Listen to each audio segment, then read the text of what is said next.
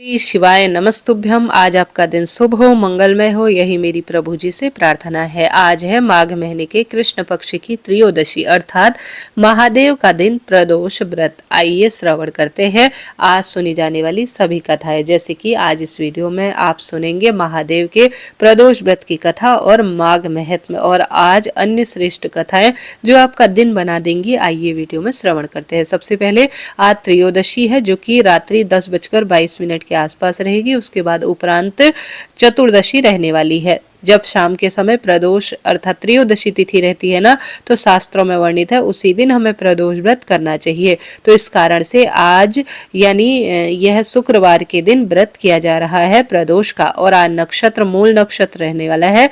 ध्रुव योग और व्याघात योग का निर्माण हो रहा है। साथ ही आज राहु काल का अशुभ समय 11:16 से 12:36 के आसपास है। राहु काल के अशुभ समय को छोड़कर पूरा दिन सबसे सुंदर है। राहु संबंधी दान पुण्य इत्यादि राहु काल में करवाना शुभ माना जाता है। प्रिय श्रोताजनों, आज जैसा कि आप जानते होंगे मासिक शिवरात्रि भी है जो कि अपने आप में सर्वश्रेष्ठ और प्रदोष व्रत भी है।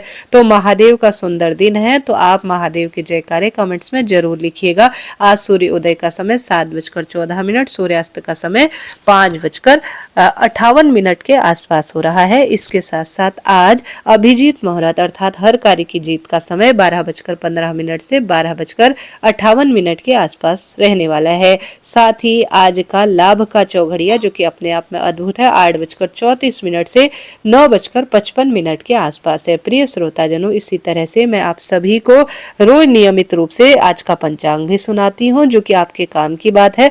तो आप नियमित रूप से इसे जोड़ना चाहते हैं, सुनना चाहते हैं तो चैनल को सब्सक्राइब करें। कथा जो महादेव से सुनी जाती है आज प्रदोष व्रत की जो संबंधित है, आइए उसका श्रवण कर लेते हैं। कथा अनुसार एक नगर में एक महादेव का भव्य मंदिर था जहां पर हर वर्ष दूर दूर से भक्तजन शिव जी के दर्शन करने के लिए आते हैं। अब प्रदोष का व्रत था। दूर दूर से शिवलिंग की पूजा करने, जल चढ़ाने के महादेव के सभी भक्त मंदिर में जयकारे लगाते हुए आ रहे थे। मंदिर का परिसर भक्तों की भीड़ से भरा हुआ था। तभी अचानक आकाश में बिजलियां हुई और सोने का एक थाल उतरा और उसी के साथ एक भविष्यवाणी भी हुई कि जो कोई भगवान शिव का सच्चा भक्त और प्रेमी होगा उसी को यह थाल मिलेगा। मंदिर के परिसर में उपस्थित सभी लोगों ने यह भविष्यवाणी सुनी। धीरे धीरे सभी लोग इकट्ठा हो गए। जो लोग मंदिर की व्यवस्था देखते थे उन्हें तो पूरा विश्वास था कि यह थाल हमें मिलेगा, इसलिए वे सबसे आगे खड़े हो गए। सबसे पहले एक जो मंदिर के पंडित जी थे वह आए और बोले, देखिए मैं प्रतिदिन महादेव का अभिषेक करता हूँ, अतः यह भोले बाबा का सबसे निकटी और सबसे श्रेष्ठ मैं ही भक्त हूँ, इसलिए यह थाल मुझे ही मिलना चाहिए।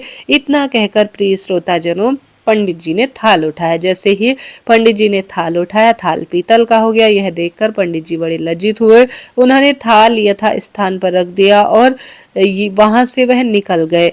इसी प्रकार वहां उपस्थित सभी पंडितों ने खुद को आजमाया, लेकिन शायद उनमें से कोई भी महादेव का सच्चा भक्त नहीं था। उन्हें भी यह थाल यथास्थान पर ही रखकर चले आना पड़ा। इसके बाद उस नगर के राजा का आगमन हुआ। राजा साहब आगे आगे बोले, मैंने महादेव का यह भारी मंदिर बनाया है, दान दक्षिणा भी इसमें खूब लगाई है, इसलिए यह थाल तो मुझे ही मिलेगा। इतना कहकर राजा साहब भी आगे बढ़े और थाल उठाया। जैसे ही राजा ने थाल उठाया, थाल तांबे का हो गया। यह देखकर महाराज भी खूब लज्जित हुए और यथा स्थान रखकर एक तरफ खड़े हो गए।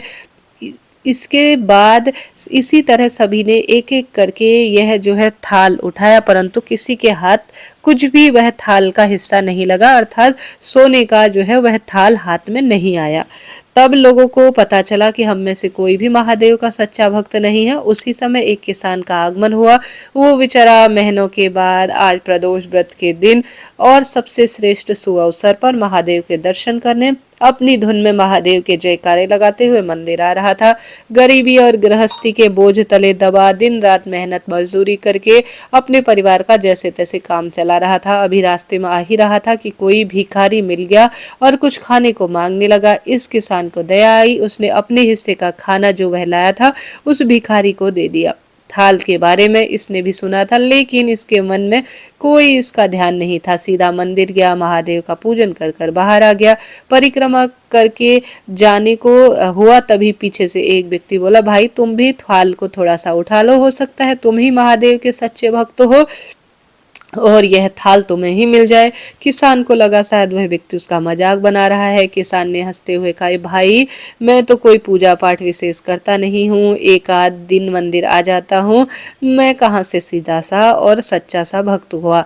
वह अजनबी बोला, भाई हम तो देख चुके हैं, हमारी भक्ति तो 2 कौड़ी की भी नहीं है, अब तुम भी अपना हाथ आजमा कर देख लो। सोने का हाथ मिले ना मिले, किंतु पता चल जाएगा कि तुम्हारी भक्ति कितनी सच्ची है। लोगों के बहुत आग्रह करने पर आखिर में भोले भाले किसान ने जाकर उस थाल को उठा लिया। जैसे ही उसने थाल उठाया, लोगों के आश्चर्य का ठिकाना नहीं रहा। सोने का थाल से जो है चमचमाने की सी रोशनी आई। सब लोग देखे खुशी के मारे देखते रह गए और सभी लोगों ने महादेव की जय ऐसा कहते हुए जयकारे लगाए और कहने लगे सभी लोग, भाई तुम ही सच्चे भक्त हो, अब हमें भी बताओ कि तुमने कैसे यह सच्ची भक्ति की और महादेव को पाया, जिससे तुम्हें महादेव बहुत ही अत्यंत तुम पर प्रसन्न है। तब किसान बोला, भाई मैं कोई भक्ति नहीं जानता, मैं तो दिन भर खेतों में काम करता हूँ और थोड़ा समय निकाल कर जरूरतमंद लोगों की मदद करता हूँ, इसके अलावा मैं कुछ भी विशेष नहीं कर पाता। लोग पूछने लगे, तुम लोगों की मदद क्यों करते हो? हंसते हुए किसान बोला, महादेव की यही तो सच्ची भक्ति है और इसी से मुझे सुकून मिलता है। दूसरों के चेहरे पर मुस्कान देखकर मुझे जो आनंद और खुशी होती है ना, उसे मैं कह नहीं सकता शब्दों में। शायद यही कारण है कि यही महादेव की भक्ति है और महादेव इससे प्रसन्न है और महादेव मुझ पर भी सुंदर रूप में अपनी प्रसन्नता दिखा रहे हैं। इसलिए प्रिय श्रोताजनों, हमेशा याद रखें, सत्कर्म का आरंभ भी आनंद से होता है और अंत भी आनंददायक ही होता है। दुष्कर्म का आरंभ भी दुख से होता है और अंत भी दुखदायक होता है। आप सैकड़ों मील यात्रा करके भी दूसरों का दिल दुखाते हैं ना, तो आपकी वह तपस्या, साधना और महादेव का दर्शन धूल के बराबर है। इस व्यक्ति से हमें यही सीखने को मिलता है। बोलिए महादेव की जय। छोटी सी भक्ति, सरल सी भक्ति, सच्चे भाव सच्चे मन से करें और प्रसन्न होकर मानव सेवा करें। क्या पता महादेव किस स्वरूप में परीक्षा ले रहे हैं। जैसे उस व्यक्ति ने, जो कि महादेव का सच्चा भक्त था, अपने हिस्से की रोटी भी ना उस गरीब निर्धन भूखे व्यक्ति को दे दी। क्या पता वही महादेव का स्वरूप हो जो उसकी परीक्षा ले रहे हो। तो सुंदर कहानी आपको कैसी लगी? अब एक महादेव की आज शुक्र प्रदोष से जुड़ी हुई दूसरी कथा है, उसके बाद माघ महात्म्य का श्रवण करेंगे। आरंभ करते हैं। शुक्र प्रदोष व्रत के दिन एक श्रेष्ठ कथा इस प्रकार से कही जाती है। शास्त्रों में कहा जाता है, शुक्रवार के दिन जब भी त्रयोदशी का संयोग बनता है तब शुक्र प्रदोष व्रत लगता है। शुक्र प्रदोष व्रत चतुर्दशी तिथि का भी संयोग बन जाए तो यह अति उत्तम आज हो जाता है। शुक्र प्रदोष के संयोग में पुराणों में वर्णित शुक्र प्रदोष व्रत कथा जो भक्त श्रद्धा पूर्वक पाठ करता है उसे सब कुछ मिल जाता है। कथानुसार सूत जी बोले, प्राचीन काल की बात है, एक नगर में 3 मित्र रहते थे। तीनों में घनी मित्रता थी। उसमें से एक राजा का बेटा, दूसरा ब्राह्मण पुत्र, तीसरा सेठ का पुत्र था। राजकुमार वह ब्राह्मण पुत्र का विवाह हो चुका था। सेठ का पुत्र जो था वह विवाह के बाद उसका गौना नहीं हुआ था। एक दिन तीनों मित्र आपस में स्त्रियों की चर्चा कर रहे थे। ब्राह्मण पुत्र ने नारियों की प्रसन्नता करते हुए कहा, नारीहीन घर भूतों का डेरा है। सेठ पुत्र ने यह वचन सुनकर अपनी पत्नी को तुरंत लाने का निश्चय किया। सेठ पुत्र अपने घर गया और अपने माता पिता को अपना निश्चय बताया। उन्होंने अपने बेटे से कहा, बेटा अभी शुक्र देवता डूबे हुए हैं, इन दिनों बेटे बहुओं को अपने घर से बेटा और बहू और बेटियों को उनके घर से विदा करना ठीक नहीं होता, शुभ नहीं माना जाता। अतः शुक्र उदय के बाद तुम अपनी पत्नी को विदा कर कर लाना। सेठ पुत्र अपनी जिद से टस से मस नहीं हुआ और अपने ससुराल जा पहुंचा। सास ससुर को उसके इरादे का पता चला। उन्होंने उसको समझाने की कोशिश की किंतु वह नहीं माना। अतः उन्हें विवश होकर अपनी कन्या को विदा करना पड़ा। ससुराल से विदा होकर पति पत्नी नगर के बाहर निकले ही थे कि उनकी बैलगाड़ी गाड़ी का पहिया टूट गया और एक बैल की टांग टूट गई। पत्नी को भी काफी चोट आई। सेठ पुत्र ने आगे चलने का प्रयत्न जैसे ही किया तभी डाकुओं से भेंट हो गई और वह धन धान्य उनका लूट कर ले गए। सेठ का पुत्र पत्नी सहित रोता पीटता अपने घर पर जा पहुंचा। जाते ही उसे सांप ने डस लिया। उसके पिता ने वैद्य को बुलाया। उन्होंने देखने के बाद घोषणा की कि आपका पुत्र 3 दिन में मर जाएगा। उसी समय इस घटना का पता ब्राह्मण पुत्र लोग को लगा। उसने सेठ से कहा कि आप आने लड़के को पत्नी सहित बहू के घर भेज देना चाहिए। यह बाधाएं समाप्त हो जाएंगी। इस कारण से यह बाधा अभी आ रही है। आपका पुत्र शुक्र अस्त में पत्नी को विदा कर लाया है। यदि वह वहां इसे पहुंचा दे तो बच जाएगा।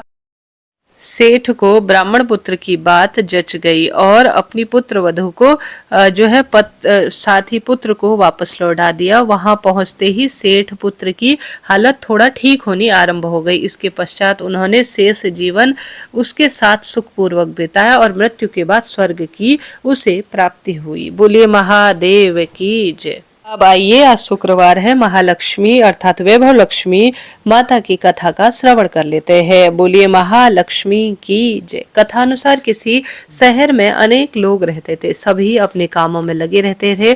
किसी को किसी की कोई परवाह नहीं थी। भजन कीर्तन भक्ति भावना दया माया परोपकार जैसे कोई भी संस्कार नहीं बचे थे। शहर में बुराइयां बढ़ रही थी। जुआ शराब और चोरी डकैती बहुत सारे गुनाह शहर में होते जा रहे थे। इसके बावजूद शहर में कुछ अच्छे लोग भी रहा करते थे। ऐसे ही लोगों में शीला और उसके पति की गृहस्थी मानी जाती थी। शीला धार्मिक प्रवृत्ति की थी और संतोषी स्वभाव की भी थी। उसके पति भी विवेकी और सुशील थे। शीला और उसके पति कभी किसी की बुराई नहीं करते थे और प्रभु भजन में बहुत अच्छी तरह से समय व्यतीत करते थे।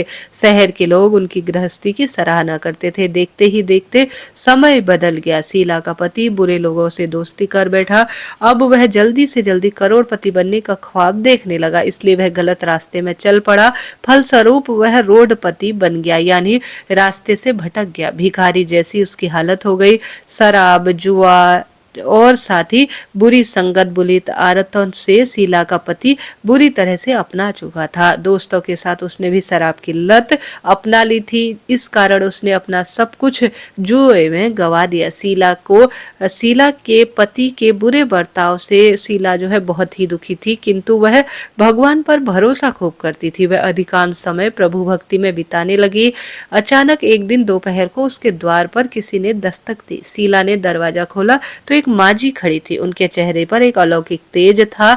उनके आंखों में मानो अमृत बह रहा था। उनका भव्य चेहरा करुणा और प्यार से झलक रहा था। उनको देखते ही शीला के मन में अपार शांति छा गई। शीला के रोम रोम में आनंद आ गया। शीला उस माजी को आनंद के साथ घर में आदर पूर्वक बैठाई। घर में बैठाने के लिए कुछ भी नहीं था, अतः शीला ने सकुचार करे अर्थात ऐसे सिकुड़ते हुए अर्थात दुखी मन से एक फटी हुई चद्दर को जमीन पर बिछा दिया। माँ जी बोली, क्यों शीला, मुझे नहीं पहचाना? हर शुक्रवार को लक्ष्मी जी के मंदिर में भजन कीर्तन करते समय मैं भी वहां आया करती थी। इसके बावजूद शीला कुछ समय नहीं पाई। फिर माँ जी बोली, तुम बहुत दिनों से मंदिर नहीं आई थी ना, अतः मैं तुम्हें देखने के लिए चली आई। माँ जी के प्रति प्रेम भरे शब्दों से शीला का हृदय पिघल गया। उनकी आंखों में आंसू आ गए और वह बिलख बिलख कर रोने लगी। माँ जी ने कहा, बेटी, सुख और दुख तो धूप और छांव जैसे होते हैं। धैर्य रखो बेटी, मुझे तेरी सारी परिस्थिति और परेशानी बता दे। माँ जी के व्यवहार से शीला को काफी राहत मिली और सुख की आस में उसने माँ जी को अपने मन की सारी बात बता दी। कहानी सुनकर माँ जी ने कहा, कर्म की गति न्यारी होती है बेटा। हर इंसान को अपने कर्म भुगतने ही पड़ते हैं, इसलिए तू चिंता मत कर। अब तू कर्म भुगत चुकी है, अब तुम्हारे सुख के दिन अवश्य आएंगे। तू तो माँ लक्ष्मी की भक्त है। माँ लक्ष्मी तो प्रेम और करुणा की अवतार है। वे अपने भक्तों पर हमेशा ममता रखती है, इसलिए तू धैर्य रख। माँ लक्ष्मी का व्रत कर, इससे सब कुछ ठीक हो जाएगा। शीला के पूछने पर माँ जी ने उसे व्रत की सारी विधि बताई। माँ जी ने कहा, बेटी, माँ लक्ष्मी का व्रत बहुत सरल है। उसे वरद लक्ष्मी व्रत व्रत या वैभव लक्ष्मी व्रत कहते हैं। यह व्रत करने से सब मनोकामना पूर्ण हो जाती है, सुख और संपत्ति और यश की प्राप्ति होती है। शीला यह सुनकर प्रसन्न हुई। शीला ने संकल्प करके आंखें खोली तो कोई सामने नहीं था। वह आश्चर्यचकित हो गई कि माँ जी कहाँ गई। शीला को तत्काल समझते देर नहीं लगी कि माँ जी कोई और नहीं, माता लक्ष्मी है। दूसरे दिन शुक्रवार था। सवेरे स्नान करके स्वच्छ कपड़े पहनकर शीला ने माँ जी द्वारा जो विधि बताई थी पूरे मन से किया। आखिरी में प्रसाद जो है वितरित किया। यह प्रसाद अपने पति को खिलाया। प्रसाद खाते ही पति के स्वभाव में फर्क पड़ा। उस दिन से उसने शीला को बिल्कुल परेशान नहीं किया, मारा नहीं, सताया भी नहीं। शीला को आनंद हुआ। उसके मन में वैभव लक्ष्मी के प्रति और अधिक श्रद्धा बढ़ गई। शीला ने पूरे श्रद्धा और भक्ति से 21 शुक्रवार तक वैभव लक्ष्मी व्रत किया। 21वें शुक्रवार को माँ जी के कहे मुताबिक उद्यापन विधि करके 7 स्त्रियों को वैभव लक्ष्मी व्रत की 7 पुस्तकें उपहार दी। फिर माता जी के धन लक्ष्मी स्वरूप की छवि को वंदन करके भाव से मन से प्रार्थना करने लगी, हे माँ लक्ष्मी, मैंने आपका वैभव लक्ष्मी व्रत करके बहुत सुंदर रूप में मन्नत मानी थी, अब वह आज पूर्ण हुई। हे माँ, मेरी विपत्ति दूर आपने की, हमारे सबके कल्याण करना। जैसे संतान न हो उसे संतान देना, जिसके सौभाग्य न हो उसे सौभाग्य देना, और सौभाग्यवती महिलाओं का सौभाग्य अखंड रखना। कुंवारी लड़की को मन भावन पति देना। जो आपका यह चमत्कारी व्रत करे उसके जीवन की सब विपत्ति को दूर करना, सभी के सुख करना और अपनी कृपा हे माँ हमारे ऊपर सदैव बनाए रखना। ऐसा बोलकर लक्ष्मी जी के धन लक्ष्मी स्वरूप की छवि को प्रणाम किया। व्रत के प्रभाव से शीला के दिन बदल गए। उसका पति अच्छा आदमी बना। कड़ी मेहनत करके व्यवसाय में भी वृद्धि हुई। उसने तुरंत ही शीला के जो गिरवी रखे हुए गहने थे उन्हें छुड़ा लिए। घर में धन की बाढ़ सी आ गई। घर में पहले जैसे ही सुख शांति छा गई।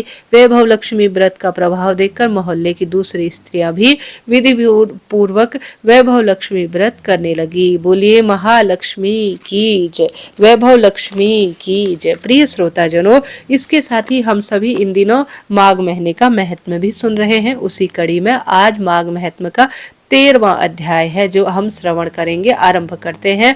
कथा अनुसार अर्थात माघ महत्व अनुसार लिखा गया है कि हे सौम्य, तुम्हारे वचन सुनकर मेरा मन बहुत प्रसन्न है। साधु जनों के जो वचन पाप को नष्ट करने वाले होते हैं और अमृत मंडल चंद्रमा को भी ठंडा कर देते हैं। हे देवदूत, अब कृपा करके मुझसे कहो कि किस प्रकार मेरे भाई का नरक से उद्धार हो सकेगा।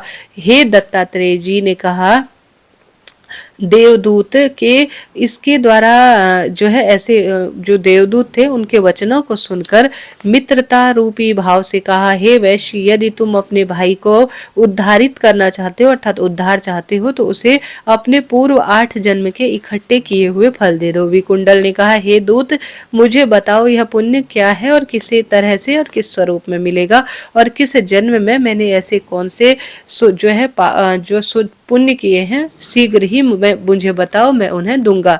दूत बोला, हे वैश्य सुनो, मैं उस पुण्य को हेतु सहित कहता हूँ। प्राचीन काल में पुण्य मधुवन में शाल्की नाम का एक ऋषि निवास करता था। वह तप तथा अध्ययन में संपन्न, तेज वह ब्रह्मा के समान था। नवग्रह के समान उसकी स्त्री रेवती से 9 पुत्र उत्पन्न हुए। ध्रुव, शशि, बुध, तारा और ज्योतिष मान के 5 पुत्र अग्निहोत्र प्रिय थे। यह गृहस्थ आश्रम में लग गए। निर्मोह, जित, माया, ध्यान निष्ठ एवं गुणान्वित के 4 संन्यास लेकर बिना विवाह किए वह जंगल में रहने लगे। ये शिखा और यज्ञोपवीत धारण नहीं करते थे। पत्थर तथा सोने को समान समझते थे। जो कोई इनको अन्न वस्त्र देता था उसी को यह ले लिया करते थे। ये मनुष्य प्रतिदिन संध्या के समय ब्रह्म ध्यान में विलीन हो जाते थे। बात और शीत को सहन करने वाले इन लोगों ने निंदा तथा आहार पर अपना अधिकार कर लिया था। विष्णु रूप से सब चर और अचर संसार को देखते हुए मौन धारण किए हुए यह आनंद पूर्वक पृथ्वी पर घूमते थे। इस प्रकार 8वें जन्म में मध्य देश में पुत्र, पत्नी और कुटुंबी थे। तब मध्याह्न के समय भूखे प्यासे तुम्हारे घर में आए। जब तुमने इनको अपने घर में आंगन में देखा, तब हर्ष और संभ्रम सहित देवता समान दंडवत करके इनके चरणों को स्पर्श कर कर धोया और मस्तक पर लगाया। फिर हाथ जोड़कर मधुर वाणी में तुमने उन लोगों का अभिनंदन किया और कहा, आज मुझ पर विष्णु भगवान प्रसन्न हुए, मैं आज सनाथ हुआ हूँ। मैं, मेरा घर, पत्नी, माता पिता, मेरी गाय, मेरी श्रुति तथा धन सभी धन्य है, जो कि मैंने तीनों तापों को नष्ट करने वाले आपके चरणों के दर्शन किए। आपका दर्शन भगवान श्रीहरि के दर्शन समान है। सन्यासी के चरणों का जल पहले के 7 जन्मों के पापों को नष्ट करता है। गंध, अक्षत, पुष्प, धूप और निरंजन से संस्कार किए हुए रत्नों से पूजित कर तुमने इसको भोजन कराया।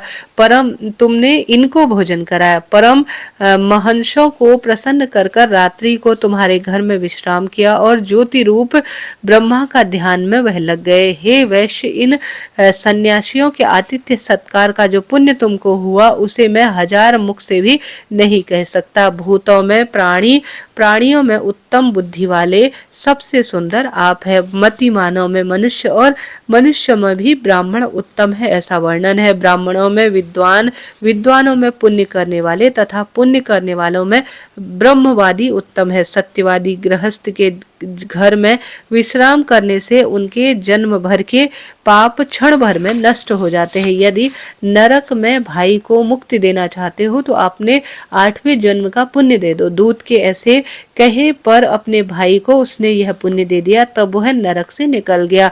देवताओं ने तो दोनों पर पुष्प की वर्षा की और स्वर्ग की ओर उन्हें ले गए। फिर वह दूत उन्हें अपने स्थान पर बिठाए। यह देवदूत का वाक्य बुद्धि देने वाला है। हे राजन, इस इतिहास को जो कहता है, सुनता है, पढ़ता है, वह सब पापों से स्वयं को मुक्त कर लेता है और हजारों गोदान के फल के बराबर सुंदर रूप में श्रेष्ठ फलों की अनुभूति करता है।